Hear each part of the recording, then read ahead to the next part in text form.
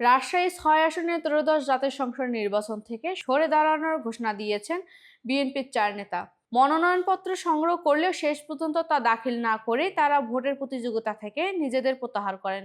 উপজেলা সহকারী returning officer কার্যালয় সূত্রে এ তথ্য নিশ্চিত করা হয়েছে। নির্বাচন থেকে সরে দাঁড়ানোর নেতারা হলেন জেলা যুবদলের সাবেক সভাপতি আনোয়ার হোসেন উজ্জ্বল, জেলা যুবদলের আহ্বায়ক মুসুদুর রহমান সজল, কুয়ালালামপুর মহানগর বিএনপির সিনিয়র সহ সভাপতি আরিফুল ইসলাম বিনাত এবং যুক্তরাষ্ট্র প্রবাসী আমিরুল ইসলাম মিঠু। সামাজিক যোগাযোগের মাধ্যমে সরাসরি সম্প্রচারের মাধ্যমে তারা ভোটারদের কাছে দুঃখ প্রকাশ করে এই সিদ্ধান্তের কথা জানান। আনোয়ার হোসেন বলেন, রাজনৈতিক ঐক্য ও সৌহার্দ্য বজায় রেখে তিনি ব্যক্তিগতভাবে সরে দাঁড়িয়েছেন। অন্যদিকে মাসুদুর রহমান স্বজন জানান, কেন্দ্রীয় সিদ্ধান্তের কারণেই আরও মনোনয়নপত্র জমা দেননি। এদিকে এই আসনে বিএনপির মনোনীত প্রার্থী হিসেবে জেলা বিএনপি আহ্বায়ক আবু সাঈদ জাদ মনোনয়নপত্র দাখিল করেছেন। পাশাপাশি জামাতে ইসলামী, জাতীয় পার্টি ও ইসলামী আন্দোলন বাংলাদেশ সহ অন্যান্য দলের প্রার্থীরা মনোনয়ন জমা দিয়েছেন।